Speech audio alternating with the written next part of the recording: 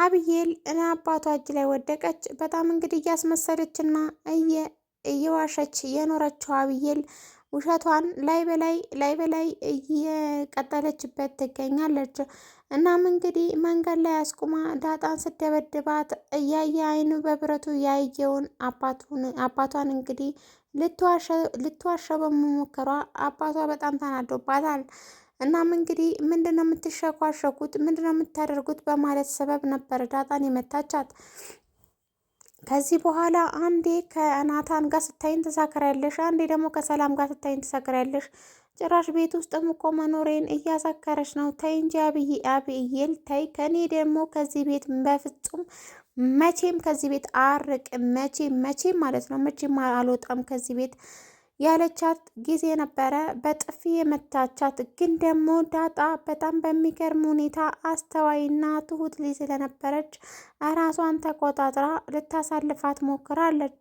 በጣም እንግዲህ ደስ በሚል ሁኔታ የአብዬል እንግዲህ አባቷን መኪና ውስጥ ሆኖ እያያቸው ስለነበረ ኑ አሁን ግቡና መኪና ውስጥ ግቡኑ በማለትም ሁለታቸውንም አስገብቶ ወደ ቤት ይወስዳቸዋል።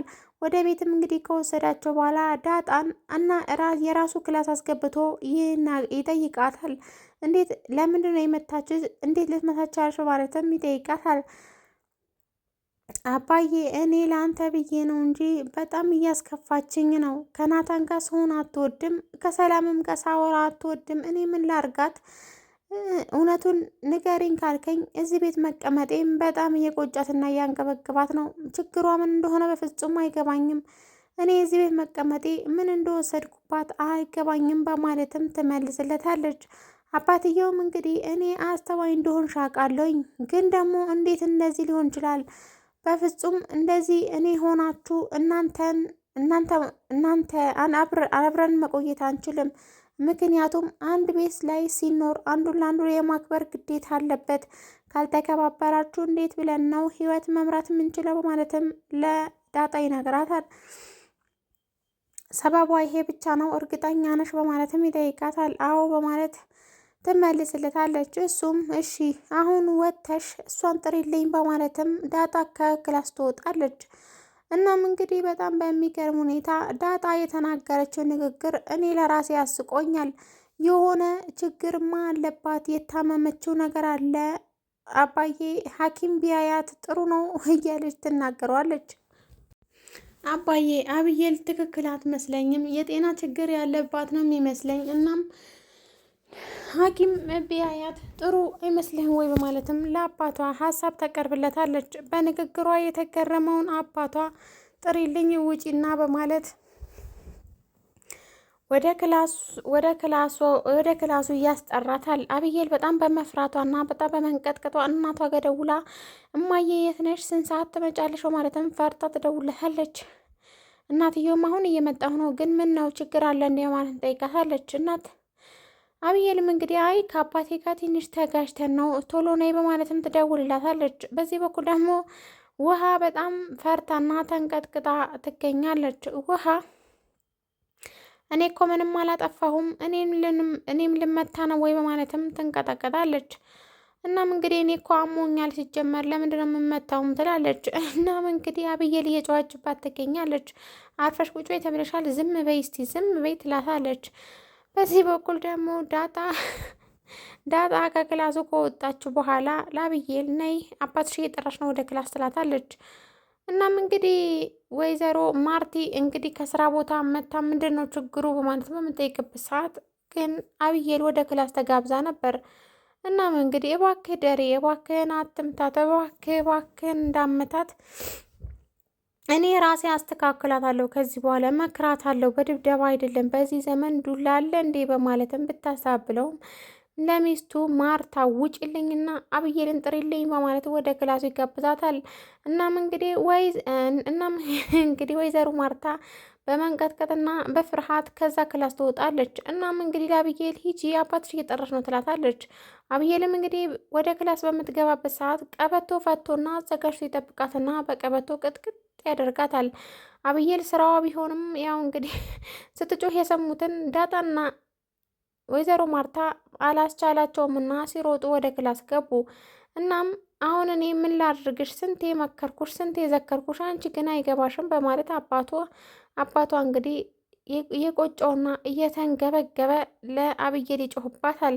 አንቺ በፍጹም ልትመለሻችም ከዚህ በኋላ እኔ ወይ አንቺ እዚህ ቤት እንኖራለን። አንድ ነገር ብትሰሪ ከዚህ በኋላ ምንም አይነት ስህተት ማየት አልፈልግም፣ አንቺ አትማሪም በማለትም ይነግራታል።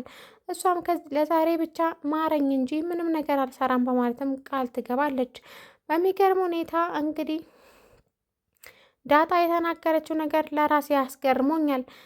እኔ አንዳንዴ የምታስበው ነገር ሰይጣን ራሱ ከሷ ያንሳል በማለትም ዳጣ ተናግራለች። እናም እንግዲህ ለምነውና ተለማምጠውት ይተዋታል። እናም አስጠንቅቋታል ደግሞ ከዚህ በኋላ አንድች አይነት ስህተት ማየት አልፈልግም፣ ተጠንቀቂ። ከዚህ በኋላ እኔ አንድ ነገር ባይብሽ በፍጹም አልተውሽም። እኔ እኮ አንቺ ኬት እንደመጣሽ ራሱ ግራ ነው የሚገባኝ በማለት እንግዲህ ይነግራታል ማለት ነው። እናም ከዛ ክላስ ይወጣሉ። ሰላም ሰላም! ውድና የተከበራችሁ የኢና ዩቲዩብ ቤተሰቦች እንዴት ናችሁ? ደህና ናችሁ? በያላችሁበት ዓለም ዳርቻ ሰላማችሁ ብዙ ትርፍ ይበልልኝ። እናም እንግዲህ ዛሬ በጣም በሚገርም ሁኔታ ነው አብዬል ተቀጠቀጠች ማለት ነው። ስራዋ ነው ስራዋ ነው። በፍጹም አስቸግራ ነበር። ሰላም እና እነ ሰላምዬና ዳጣ እንግዲህ ፒስ ናቸው። ብዙ ጊዜ ምንድነው የምፈልገው ከእሷ ጋር ምንድነው የሚያንሸኳሽኩሽ ማለት ብዙ ጊዜ ነው የምታስቸግራ ማለት ነው። ግን ደግሞ ዳጣ ያው ብዙም እንትን አትላትም እና አሁን ግን በጣም መሮኛል አለች ዳጣ። በጣም መሮኛል። ከዚህ